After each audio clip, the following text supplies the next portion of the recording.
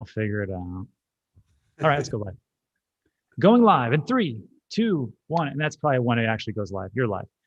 Hello, everybody. Welcome to Digital Asset News. Take the top stories in cryptocurrency digital assets and break them down to bite-sized pieces. But today, we're doing something a little bit different, which we do once a week. Used to be once every 2 weeks, but because of demand, we give people what they want. It's not our job for why people want things. It's for us to give the things that people want, right? So welcome to Trinity Trading, where we try to find a great pick in a never-ending sea of crypto and digital assets that keeps expanding by using technical analysis, sentiment analysis, and fundamental analysis. Joining me as always is my good friend here, Alex Massioli, co-founder of Trade the Chain. Alex, thanks for stopping by. Thank you. Everything starts with Alex. He's going to use Trade the Chain, find through sentiment analysis a really solid pick, and then it has to get through my man, CJ Reichel, who is head of development over there at Market Rebellion, head TA guy, and he's going to do the technicals just to make sure that we are set and ready to go. CJ, welcome. Thanks for coming in. Thanks for having me. It's a pleasure to be with you gentlemen today. Always a pleasure. And then me, I'm just here for a little fundamental, just to tell you what's going on new or what the project's about. So without further ado, let's get into it. Alex, find us a winner. Absolutely. First, I do want to say that, it's so important to really utilize all these different tools to come up with your investment theses or what you're going to pick to go in. And, our last trade, we didn't get confirmation on our last pick from the show, and we never went in. So it doesn't always work out for us, guys, but you got to pay attention and make sure you do the right thing. All right, let's go. So hopping into Trade the Chain, it's it's been a lovely day in the markets as far as I'm concerned. Went through the screener today to see what type of opportunities were available, and I have picked Terra Luna. So as I zoom out on the sentiment here, and a couple of reasons. One is I like the velocity. I like 6+% in sentiment momentum. We do have some relative trading volume, tweet volume falling off, but I like the momentum of the sentiment. You can see here for the 1 hour, the 24 hour, and the 7-day, just very nicely going up. We have that 30-day dip from the overall macro market. I think this is an opportunity to get back in. I'm looking for a week-long trade here. This is the 7-day sentiment outlook, and you can see what's happened. And now you see sentiment starting to rise. Blue is the price, folks, and blue is starting to slowly accumulate. Going into the 1-day, I really like the steadiness of it, and we're starting to get a steady increase. So Terra Luna is going to be my 7-day trade pick. And so I'm curious to see what CJ has to say going to the charts. Yeah, I'm just taking a look, getting the bearings real quick. But just want to remind everybody that this show, anything said today by Market Rebellion, Trade the Chain, or Digital Asset News should not be considered financial advice. We do this for trading education purposes, as well as fundamental and sentiment analysis. But Alex, before we get to Luna, I do want to just recap briefly our last episode of Trinity Trading and why we decided to kind of sit this trade out. And the reason why was essentially because we had hit this TD sell 9. We had followed it up with a very bearish shooting star candle. And then we were at this candle right here on June 10th. And we were at a price of about 55 cents. And so that is typically kind of an interim top signal, at least a signal that we're overextended and are probably likely going to go test this moving average. And so if you want to go back and watch that episode, you can see kind of why we discussed that and why we decided to sit that one out. Now, what I like about T-Fuel is the fact that we're actually holding support at 47. So I might look for a bounce off that level for further confirmation to go back up. I'm still very long-term bullish on T-Fuel, but that was just kind of the technical setup and why we decided to sit that trade out. One of the classic sayings that you'll hear from market analysts is that knowing when not to trade is half the battle. And, over trading is the death of many. I've done it, but we all know it. All right, let's check out Luna, because this is an asset which has fallen so drastically.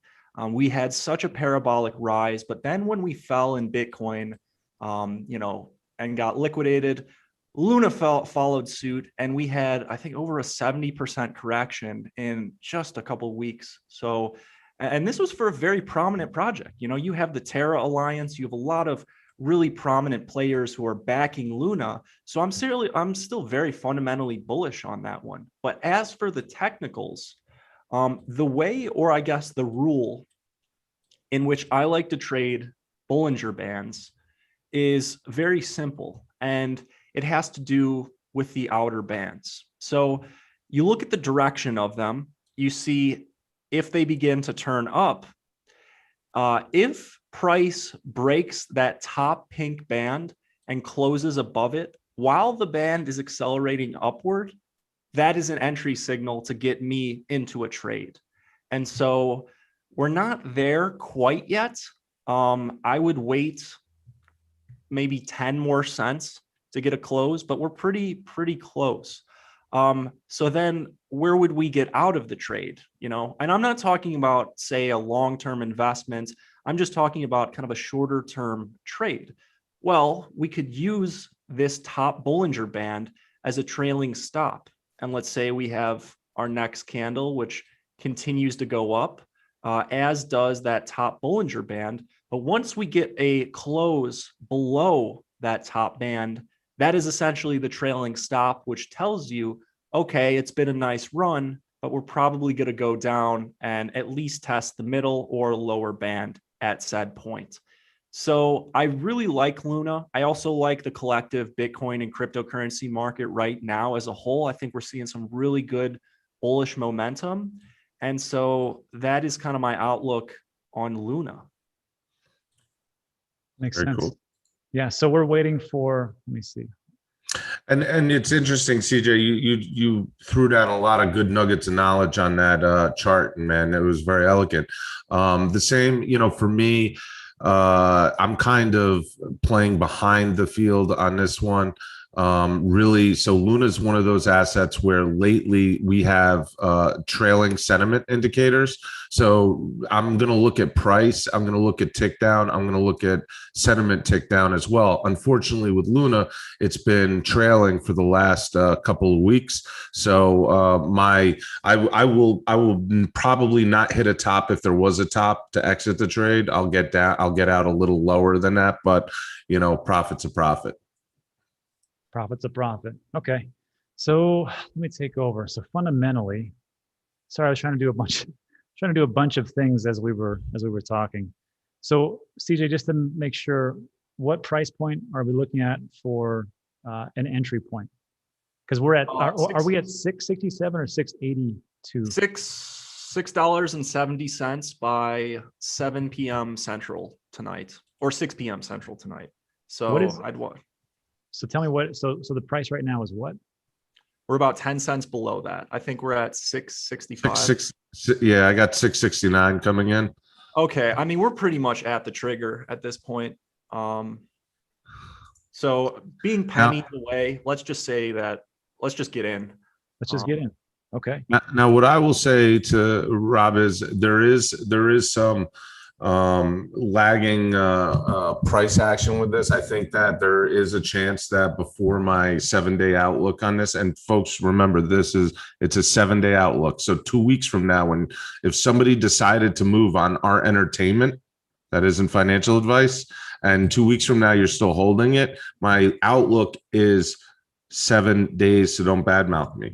But with that being said, I think there's a chance that we can still see some compression in price before uplifting to exit point. I mean, but it all looks good. I mean, the prices have gone down. It looks like we're in the right place. Even CJ, because last week, I just want to remind everybody, this Trinity of Trading spreadsheet is in the link in the description, and I put it at the very top so you can see it. Every single call that we do, we put it in here. We've had some pretty great calls Maker, Reserve, Synthetics, Loopring, Orchid, even Bitcoin. Harmony was a big one. StarMix. One of the biggest ones though.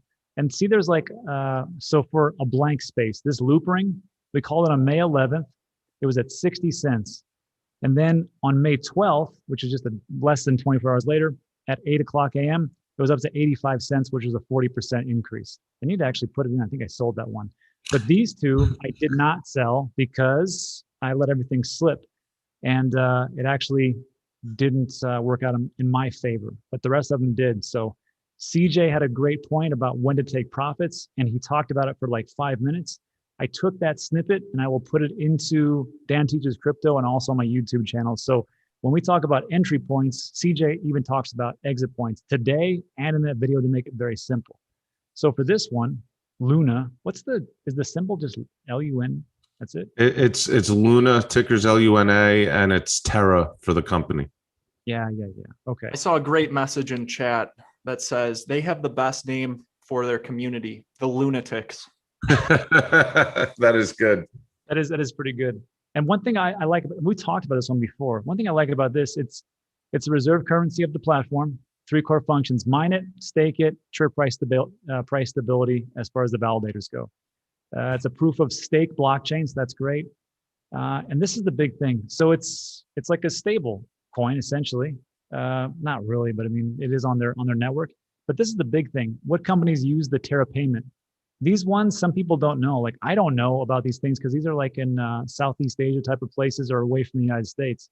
So Timon, what is that? QOC10, Tiki, well, Ebates we have. Hospitality, Ya, Minsiga, IDIS, Carousel, Althea, all these different sites use Terra. So I'm like, okay. But then we got to think about, well, why is all this action happening now? Because what Alex was talking about was the sentiment. There's a lot of different tweets, a lot of different chatter going on. So we always try to look at Twitter. If you're going to find anything new or breaking, it's usually on Twitter, because it's a lot easier just to send a tweet than to make a whole announcement or a video about it. So let's see. This was pinned. I don't care about that. This was an hour ago. Recently, Terra Money introduced their 5th protocol, Pylon protocol, deposit money. So just an upgrade to their system, looks like.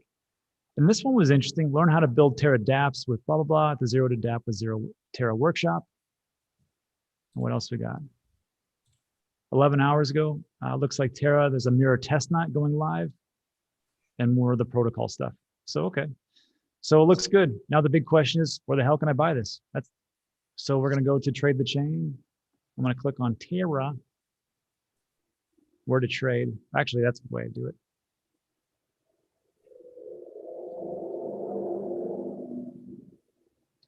We can get it on Uniswap, but can't we get it on Voyager? We can get it on Voyager as well. I saw in the chat someone said KuCoin. I'm not sure if it's on KuCoin. Let's I see. think one of the limitations of Voyager is that you cannot withdraw, but I'm not 100% sure, but I would just be careful to check that if you're looking to take your Luna and stake it somewhere. Well, I think I had Luna before.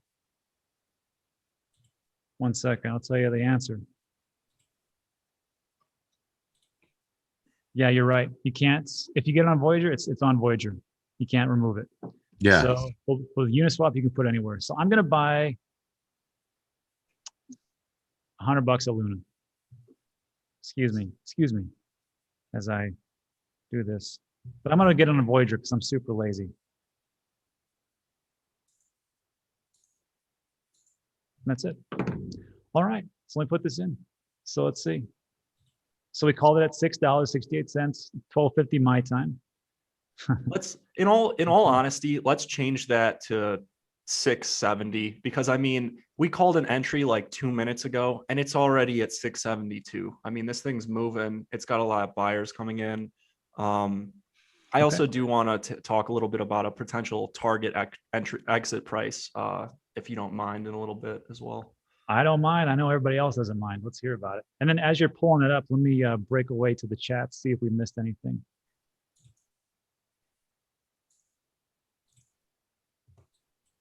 Apex the Optinator, welcome to level 1. Thanks for signing up. Appreciate it.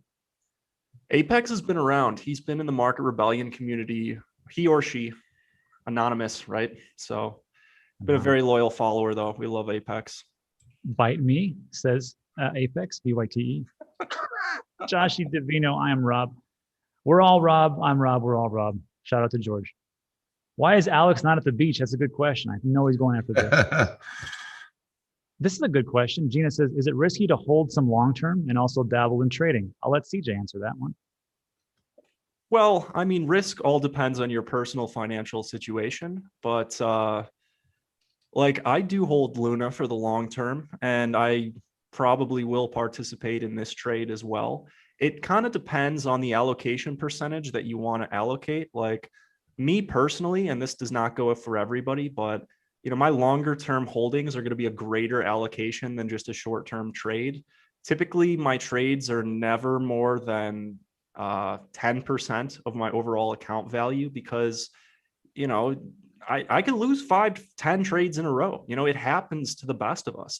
And so if you can cut losses very, very quickly and make your winners like, 3x the amount of your losers, then you can end up, very good.